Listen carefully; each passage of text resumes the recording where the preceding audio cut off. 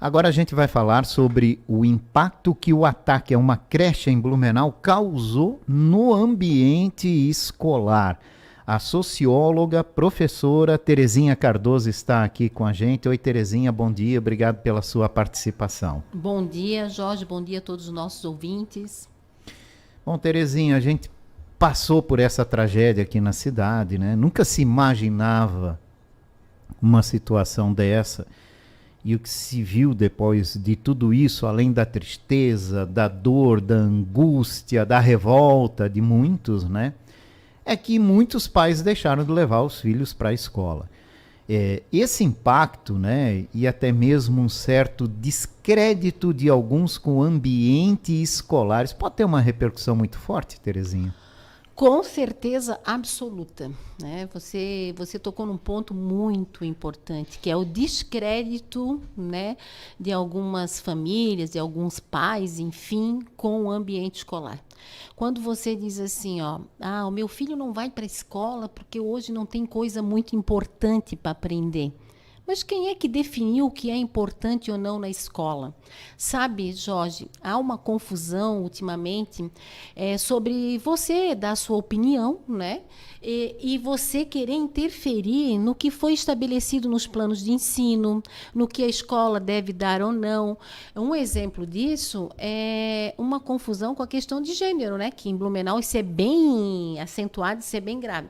Então, quando você está lá em sociologia, lá em história, lá em geografia, enfim, né, em todas as disciplinas, principalmente na biologia, você sim vai se referir ao gênero masculino, feminino, as mudanças que ocorrem no corpo, a questão dentro da sociedade.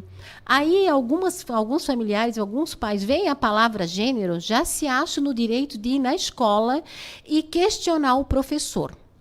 Muitos pais, quando me procuram, eu pergunto a eles, você é formado em quê? Me lembro bem de um pai que me disse, eu sou formado em marcenaria. Muito bem, eu, Terezinha Cardoso, não entendo nada de marcenaria, nada. Respeito quem entende, vou ouvir quem entende, porque eu não entendo nada. Então, se eu estou dando algo, entende, que não está afetando em nada a sua fé, mas você não quer, porque alguém disse para você, ou porque você está seguindo alguém nas redes sociais, ou enfim, lá no seu ambiente religioso, enfim, não sei onde é que você vai ou não, que isso não pode ser dado. Mas a questão não é essa. A questão é, tudo que um professor dá em sala de aula está seguindo os parâmetros curriculares que foram definidos, né, pelo governo federal, pelo governo estadual. Um professor não pode simplesmente chegar na sala de aula e dar uma coisa da cabeça dele do nada. Isso não existe, é isso que eu gostaria que as pessoas entendessem. Daí o pai acha que vai na escola e diz, meu filho não vai vir porque isso não é importante para ele. Mas daí a gente teria que ter tido aprovado a homeschooling, né? Quer estudar em casa. Mas os pais não querem que o filho fique em casa também. A maior prova disso foi a pandemia. Que os filhos ficaram em casa e o pai já não sabia mais o que fazer com os filhos. E porque, na verdade, o ambiente escolar não é somente para... Somente não, né? Que já é muito, vamos deixar claro. Você aprender, ter novos conhecimentos, é para você ter interação social, aprender a viver com a diversidade, respeitar, ter empatia, para talvez não acontecer, né, esses problemas que a gente está vivenciando, porque uma semana antes, se você lembra, Jorge, teve o quê? Aquela professora, né, em São Paulo, que o aluno entrou com uma faca e matou a professora. Então, veja bem, mesmo aqui em Santa Catarina, em Saudade, se eu não estou enganada... Sim, vai fazer 2 anos agora. 2 professoras foram mortas, porque se colocaram na frente dos alunos para defender os... E isso o professor vai fazer sempre isso. Um professor não vai permitir que alguém... Porque na cabeça de um professor, se ele deu aula para você com 12 anos, você está com 50 e você sempre será o aluno dele. É uma coisa incrível isso. Então, veja bem, faz em 2 anos, mas não era em Blumenau, né, gente? Era em Saudade. Então, quando acontece aqui com a gente, isso é um conceito que Adorno chama de reificação. Que, na verdade, eu só sinto quando é comigo. Quando acontece comigo, aonde eu estou, quando é com o meu filho, quando é com a minha família. Quando é longe, eu tenho aquilo como um número, como uma estatística. Agora não, agora aconteceu aqui, né, gente? Que ninguém pensava, olha, Blumenau, um povo tão ordeiro, trabalhador. Sim, mas nós também estamos vivendo numa crise onde as pessoas estão estão enfiadas, e o que eu costumo chamar, até escrevi um texto sobre isso, nos cárceres virtuais. E os pais não estão conseguindo entender isso. Inclusive, o próprio assassino era uma pessoa que estava direto, né, jogando. Ele também estava no Discord, que era jogo de gamers, e entre uns jogos desses que tem no gamer, tem jogos com machadinha, quando você mais mata o inimigo, né? Quando você mais abateu, olha o nome que se usa, você tem um lugar de destaque, de pódio, um lugar que o adolescente não tem na vida real, um lugar que não tem políticas públicas voltadas para o adolescente. O adolescente faz o quê quando ele não está na escola, eu pergunto? Está nas redes sociais. E nós, eu me incluo nisso, que eu também sou mãe, né? Nós, pais, estamos vendo que o nosso filho está olhando nas redes sociais, aonde que ele está inserido, os perigos que eles correm? Talvez não, porque muitos pais nem sabem mexer nessa tecnologia. Então, a gente está vivendo, na verdade, um caos, eu diria, porque muitos pais não sabem como fazer. Outros pais preferem dar um celular para a criança já com 3 anos de idade, porque acaba sendo uma babá eletrônica, né? Isso também está afetando, isso é uma epidemia. A OMS já está alertando, já faz 1 ano, que crianças muito cedo, que estão com o celular na mão, estão desenvolvendo ansiedade. Olha só, crise, né, de pânico. Você já pensou uma criança com 5 anos ter crise de pânico? Eu já vi crianças, né, adolescentes com 11, 12, 13, 15, no ensino médio. Eu sou professora há 32 anos. Eu arrisco a dizer que a gente está quase vivendo uma pandemia, não é uma epidemia, porque se eu tenho uma sala de 28 alunos, inclusive estou escrevendo um livro sobre isso, 26 sofrem de ansiedade, depressão, síndrome do pânico, vontade de morrer, automutilamento, muita gente se automutilando.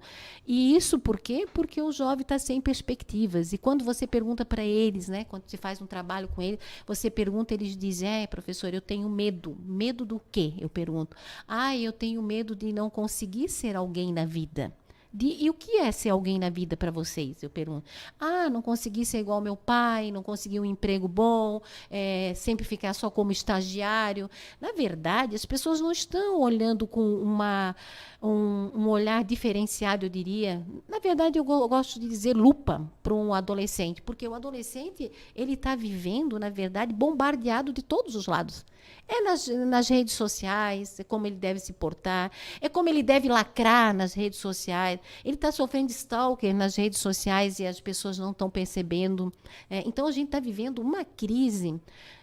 A nossa sociedade está adoecida e a gente precisa parar e falar sobre isso. Os nossos adolescentes estão sendo muito afetados e eles já vêm afetados da pandemia.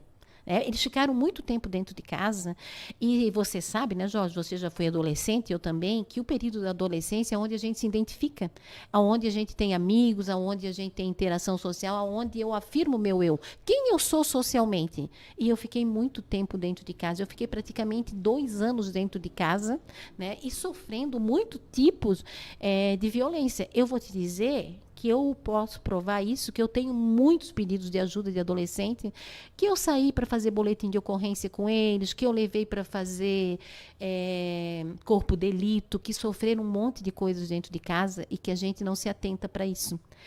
Só para te dar um dado, aqui em Blumenau a gente tem um serviço chamado SAV, Serviço de Atendimento à Violência de Vítimas Sexuais, enfim, e nós aqui em Blumenau somos disparados, tá? No índice de violência de crianças entre 5 a 12 anos de idade. Então, olha só, esses dados não aparecem para a gente. E o pessoal do SAVES faz um serviço maravilhoso. E eu pergunto, quantos professores sabem disso? Poucos. E mesmo que eles soubessem, eles também têm medo de se envolver, porque também é todo um processo burocrático. O professor também saiu adoecido da pandemia. O professor está sobrecarregado. O professor, por exemplo, um professor do estado, né, do município também, mas do estado mais, ele não tem mais nenhuma aula, atividade, por exemplo, para se encontrar com os outros professores de planejamento, para poder ver o que ele vai fazer. Ele é um professor que está sozinho, está remando contra a maré, com todos os problemas existenciais, mal remunerado, não reconhecido. Enfim, a gente está vivendo assim um problema seríssimo. Além disso tudo que a gente está vivendo, veio, né, desgraça toda que se abateu sobre Blumenau. E o que acontece com isso? Os pais pararam um pouco para pensar. Poxa, eu vou ficar um pouquinho mais com meu filho. E eu tenho perguntado para meus alunos em sala de aula e eles dizem, sim, professora, meu pai e minha mãe agora estão mais preocupados comigo. Olha só, precisou haver um risco iminente de você talvez perder o seu filho para você dar um clique e acordar. Eu estou dizendo que isso é culpa dos pais? Não, não é isso. Isso é fruto de uma sociedade pós-moderna. As coisas vêm assim muito rápido e você não está conseguindo assimilar isso tudo. É porque, por exemplo, né, Jorge, talvez, eu não sei a sua idade, mas enfim, quando eu era jovem, você fazer um curso de datilografia e auxiliar de escritório, meu Deus, você ter um curso de digitação, você ser programador, né? Teu pai, né? Tu era o máximo, né, pro teu pai, porque teu pai não sabia fazer isso. Agora é a mesma coisa, só que agora é com a tecnologia. A criança nasce com isso na mão, sabe dominar isso, os pais não sabem e tem um perigo gravíssimo rondando as redes sociais, que é um aplicativo chamado Discord. Esse aplicativo chamado Discord, durante 6 anos, ele já está 8 anos no Brasil, ele é dos Estados Unidos. Ele era usado só pelos gamers, né? E dentro desse Discord, inclusive, tem a modalidade, né, de jogos que você tem que abater e se abate outros seres humanos, de rifle, coisa e tal, mas enfim, era só um jogo. Agora está se usando essa plataforma para fazer o quê? Para você praticar misoginia, para você praticar o stalker, que eles chamam, que é você humilhar a pessoa, mas 90% dos casos, as vítimas são meninas de 9 a 16 anos de idade.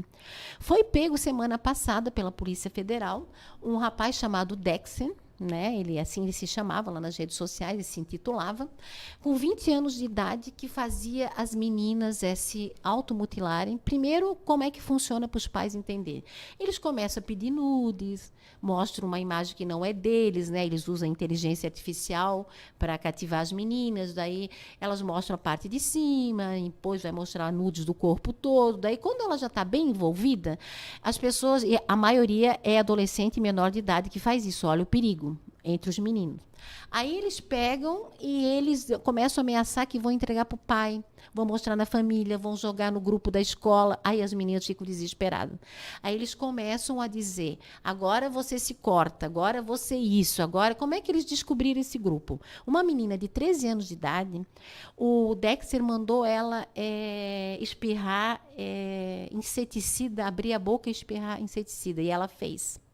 E ela passou mal, foi parar na UTI, no hospital, então acabou contando. Aí eles acabaram descobrindo esse grupo. Isso é um grupo que tem dentro do aplicativo. Aí a Polícia Federal tem que notificar o Discord. Mas vai notificar quem, se não tem nenhum representante no Brasil? Agora eu quero fazer um link. Por isso a importância de votar a favor do pacote da fake news, gente. Os nossos filhos estão correndo perigo. A gente não sabe exatamente onde é que eles estão. Isso é tão grave que, olha só, uma outra garota que era ótima aluna, coisa e tal, de 13 anos, de São Paulo, a mãe achava ela... A mãe disse, mas ela sempre foi tão tímida, tão calada, sempre ficou dentro do quarto. O que aconteceu com ela? Ela também faz parte desse grupo que é chamado de stalker, que faz humilhação com as meninas, coisa e tal. Ela é menina e também faz isso. Mas aí, dentro desse aplicativo, também tem o quê? Você fazer mal para os animais. O que essa menina fez? Ela botou fogo no gato, o gato saiu correndo pela casa, pegou fogo na casa, veio o bombeiro, né? E ela colocou assim nas redes sociais dela aí no Discord. Da hora. Olha só, matou o gato, botou fogo na casa e disse da hora. Isso é muito grave. Uma outra garota pegou uma chave de fenda e colocou no ânus do cachorro. O cachorro morreu e isso para eles é o máximo, ver correndo sangue. Uma outra garota, esses grupos, né, de adolescente, de jovem, essa masculinidade tóxica, que é ver a mulher como inferior, né, querer ser superior. Homens e mulheres não são superiores, deve ser complemento, deve ser companheiros, enfim, né? Então, o que acontece? Eles vêm e mandaram ela cortar a genitália dela, e ela cortou uma parte da genitália. Também foi parar no hospital, quase morreu de hemorragia. Então, Quando a mãe foi entrevistada, a mãe disse: eu não sabia que nada disso estava acontecendo. Claro que a mãe não sabe. A mãe está trabalhando o dia inteiro. A mãe chega em casa cansada muitas vezes, né? Nós, né, gente? Essa é a vida da maioria dos brasileiros, dos trabalhadores. E mesmo que se a gente fosse lá e olhasse, né? Um adolescente, ele sabe muito bem como esconder as coisas. Sabe como tirar do story, sabe como colocar na nuvem, sabe? Tem um monte de coisa. Mas o que me preocupa, sabe, é essa desmotivação pela escola. É que vê que a escola não te traz mais nada. Por quê? Porque se você vai no Twitter e você escreve um texto de 280 caracteres, né? Você acha que alguém pode escrever alguma coisa de conhecimento em 280 caracteres? Você é jornalista e sabe que não, né, Jorge? Aí eu vou no TikTok e eu já sensualizo a minha filha com 3, 4 anos de idade. Eu vou lá, eu vou maquiar ela, eu vou colocar batom nela, vou botar a roupa de uma mulher adulta e ela vai fazer dancinha, porque eu vou ganhar dinheiro do TikTok. É isso que a gente tem que proibir, porque isso é um corpo da criança sendo exposto de maneira desnecessária, é você colocar o seu filho como objeto, né, de consumo, e é para isso que está aí o projeto da fake news, muito baseado no projeto que foi aprovado na Alemanha, que é um país sério. Eu arrisco dizer que 90% é idêntico ao que foi aprovado na Alemanha. Então, assim, quando a gente está falando da desmotivação pela escola, é claro, porque se eu estou fazendo mais sucesso no TikTok, a minha mãe está, inclusive, né? Minha mãe, me desculpa, né? Porque sempre tudo é a mãe, a minha família, enfim, as pessoas que estão próximas a mim, estão me incentivando a ser TikToker. Olha só, eu estou ganhando dinheiro, eu estou abafando. Mas o que eu estou fazendo no TikTok? Dançando, fazendo dancinha sexualizar. Ah, eu posso também dar informação importante? Posso, mas se você entrar lá, você vai ver que é a minoria que usa esse espaço para isso. E agora que aumentou para 3 minutos, porque era apenas 1 minuto. Em 1 minuto, ou mesmo 3 minutos, você não pode aprofundar nenhum conhecimento. E a escola é palco de conhecimento. A escola é lugar para você fazer ciência, para você pensar. O professor está lá para estranhar. Quantas vezes, com certeza, Jorge, você esteve sentado no banco da escola e você pensou: o que esse professor falou faz sentido, eu nunca tinha pensado sobre isso. Eu, muitas vezes, né, pensei sobre isso e depois eu fui ver e falei: olha, tinha sentido, porque eu estou pensando além da minha bolha. Eu estou pensando que existem outras coisas além do que eu estou acostumado a ver e a seguir. Então, a desmotivação pela escola tem a ver com isso. Tem a ver que a mídia, na verdade, tem a função de distrair você. Porque a mídia quer te distrair para que ela consiga lucrar, porque imagina que, né, o TikTok, o Instagram, enfim, né, mesmo esses jogos aí, esses aplicativos do Discord, que é muito grave, né, eles estão ganhando dinheiro em cima de você, com certeza, porque cada like, cada visualização, né, à custa de quê? Da morte de uma menina que cortou a veia do pescoço aos 13 anos de idade, de um gato que foi queimado, de uma casa que pegou fogo. E assim, ó, é uma epidemia de suicídio entre meninas que estão sofrendo, novamente eu vou usar o que eles usam, né? O stalker, que é a humilhação das pessoas nas redes sociais. Então, a gente está criando uma sociedade, uma geração doente. Isso é perigosíssimo. Quando eu comecei a falar sobre isso nas minhas aulas, eu vi que um aluno olhava para o outro assim, eu já percebi. Pensei, eles devem fazer parte deste aplicativo. Então, pedi para que eles escrevessem para mim sem se identificar, sem colocar o nome. Você não imagina o que foi escrito do que eles veem nas redes sociais, do que eles presenciam na rede social, como eles se sentem sem saída, sem ser entendidos, sem ter ninguém que compreenda eles. Olha, eu vou reprisar de novo que eu já escrevi no meu texto, que a gente está vivendo na era dos cárceres virtuais. Você, além de não ter proposta no mundo real, para onde o jovem vai ser direcionado, o que ele vai fazer, né? Como que ele vai ser acolhido. O jovem, na verdade, devia estar o quê? Praticando esporte, não é verdade? A escola deveria estar proporcionando teatro, devia estar proporcionando, enfim, uma infinidade de coisas que foi prometido com esse novo ensino médio, inclusive com um pagamento inicial de R$300 e nunca foi cumprido. Nunca se ganhou R$300, nunca foi cumprido. Escolas que nem têm acesso a sinal, né, de Wi-Fi, enfim, de internet, mas, no entanto, tem na sua grade curricular uma disciplina chamada tecnologia digital. Como é que eu vou desenvolver uma disciplina de tecnologia digital se a minha escola não tem internet? Conta para mim. Então, se colocou um monte de disciplinas nesse novo ensino médio que não faz sentido também para o jovem e que está tornando o jovem desmotivado de também querer ir para a escola. E isso precisa ser revisto, isso precisa ser colocado. A gente quer que retorne o ensino médio que a gente tinha? Não, né? Também tinha problema. Mas esse que está aí, nesse molde, não pode ficar. E os pais, muitas vezes em casa, não entendem o que está acontecendo, porque eles olham na televisão, onde a propaganda diz que, olha, você, agora o seu filho vai escolher o futuro que ele quer com esse novo ensino médio. Não é verdade isso. Mas para isso, né, Jorge, a gente precisaria de um outro programa para explicar detalhadamente, porque era importante que os pais fossem esclarecidos sobre isso, porque o seu filho vai ficar cada vez mais desmotivado para a escola. E a escola tem o papel de formar um cidadão. A escola, para muita gente, é uma porta de entrada que não existe para muitas pessoas, que o único lugar que ela vai ter é na escola, né? Então, assim, as escolas particulares estão fazendo do novo ensino médio uma versão diferenciada, porque elas são particulares. Né? Ela não tem todo, imagina, esse volume de alunos, coisa e tal. Então, você pode direcionar. Enquanto, por exemplo, no empreendedorismo de uma escola privada, você está aprendendo a ser patrão, você está aprendendo a ser empresário, empreendedor.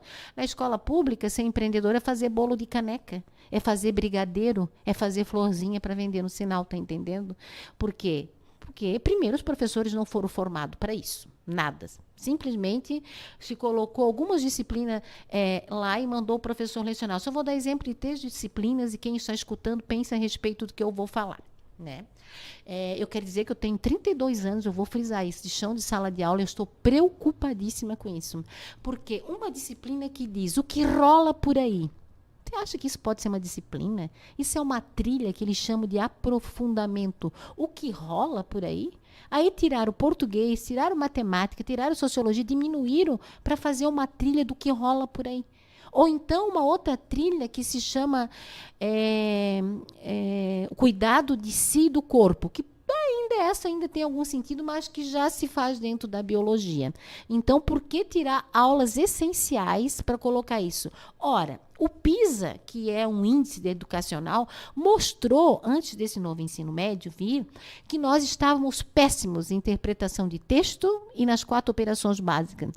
Aí vem o novo ensino médio, piora mais ainda, porque daí tira mais de matemática, mais de português. Aí alguns vão dizer, não, mas aumentou isso aí, professora Terezinha. Não. O que aumentou foram as trilhas. Aí eu tenho a trilha do cuidado de si dentro de matemática, dentro de português, dentro de sociologia, dentro de biologia. Toda disciplina vai ter uma trilha, tá entendendo? Eu tirei o que era antes essencial para botar a trilha que dura apenas 6 meses. E o aluno está desmotivado e não vê sentido nenhum nisso. E eu pergunto, como ele vai fazer um Enem se a escola é que decide as trilhas conforme o professor que ela tem na sua escola? Quer dizer, escolas próximas estão dando trilhas diferentes. Como vai ser o Enem? Vai ser cobrado qual trilha? Como? Isso os pais não sabem, com certeza, porque até os professores estão perdidos. Imagina os pais. E isso está desmotivando muito os alunos que não querem ir para a escola.